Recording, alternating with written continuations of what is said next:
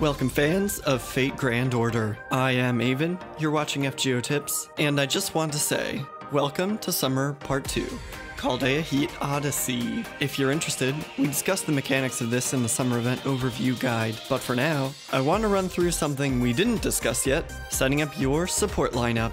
The goal here is to pick support servants that will be the most useful to your friends, because otherwise they're not going to pick you. You want to match servants that boost the right type of drops and provide class advantage with CEs that boost the same material when possible. In order to do this, you'll want to look at what enemy types we have to fight while farming each of the different types of materials, something which we covered in depth in the farming guide. So let's just summarize a few key points as quickly as possible.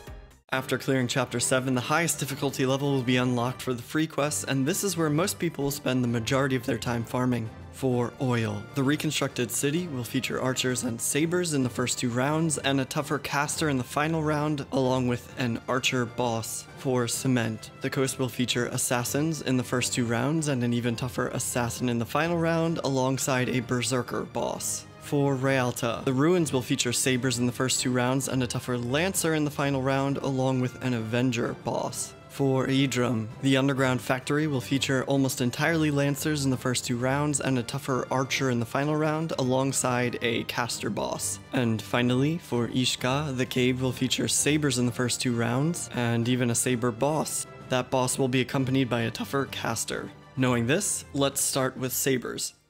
Saber Shiki, Mordred Altera, and Altria Altar will boost Realta drops, and with AoE NPs they'll help take out that tough Lancer in the final wave, while also dealing damage to the Avenger boss. Pair them with the Shiny Goddess Craft Essence from the first banner, or the Shaved Ice Craft Essence from the second banner. Alternatively, Bride Nero, Gawain, Nero, Siegfried, and Daon will all boost Idrum drops and do a great job cutting through the first 2 rounds in the underground factory. They're just a bit risky given the tough archer in the 3rd round, but if you pair them with Twilight Memory CE from the first banner or the Meat Wars CE from the second banner, they can still be pretty useful. If you were fortunate enough to roll Altria Archer on the second banner, power her up, because she is going to be the obvious choice for the archer slot. Farming Ishka means waves of sabers and a saber boss, but Altria Archer is the one and only archer who boosts Ishka drops. Pair her with the Pirates Party Craft Essence from the first banner, or the Knights of Marines from the second banner. Alternatively, Orion will boost Realta drops and can help with the first 2 rounds of sabers in the ruins, especially if you pair her with Shiny Goddess or Shaved Ice. Lancers are going to be popular in the reconstructed city for farming oil, so Lancer Kyo, Karna, and Elizabeth are my top picks here, along with the Chaldea Lifesaver CE. If you don't have any of those, Bryn and Ku can help farm Idrum, and both Lancer Altria and Lancer Altria Altar are helpful when it comes to farming Realta.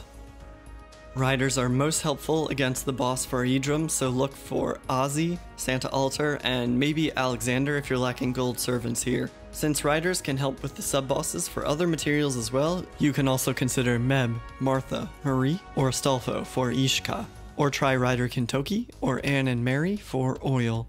Casters might be a bit less obvious. The only time their class advantage shines is when you're farming cement against assassins and berserkers. The problem is, you only have 1 caster to choose here, so I hope your Hans is powered up. Alternatively, consider casters that provide good support even without class advantage, like Waver for oil, Irie for Idrum, or someone like Tamamo, Media Lily, or Nidocris for Ishka. Supporting Ishka is especially important since Altria Archer is the only other great servant for boosting these drops, and she might be pretty rare at this point. Assassins are tough to select because there are no rider enemies in any of these farming targets. One option is to put up your strongest assassin and pair it with whatever CE it happens to boost. But what I'm actually going to suggest is looking back to part 1 of the event, since some folks might be farming there even as part 2 continues. The grasslands, where stone is farmed, featured a number of rider enemies, so consider pairing Stheno, Jekyll, Cursed Arm Hassan, or Phantom with the Twilight Memory CE or Meat Wars CE.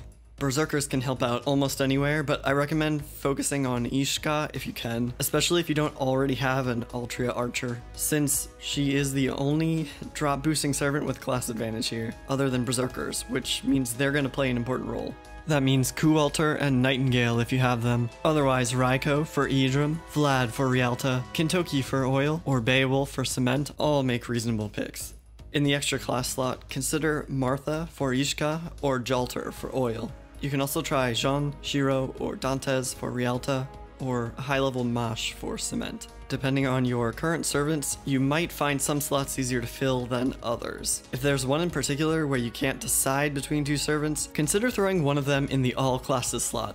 Lastly, I want to also mention that just like in part 1 of the event, we're going to see daily quests that grant a bunch of materials as a reward, and lots of QP will be dropped by the enemies here. For these quests in particular, servants equipped with the Mona Lisa craft essence will be especially appealing. It's only 1 quest per day, nothing compared to the rest of the farming that will be going on, but it might be worthwhile to throw your Mona Lisa CE on one servant just for this reason. Especially if you didn't roll on either of the banners, or just don't have enough of the other material boosting CEs to cover your whole lineup. Alright, that's it for me. I'm gonna get back to questing. As you progress through your farming though, let me know which support servants you're using, or which servants you wish your friends had available for you to use. I know I'm hoping one of my friends ends up with Ultra Archer for me to use, otherwise I am not looking forward to farming that Ishka. Best of luck with your farming, best of luck if you decide to roll, and of course, as always, thanks for watching.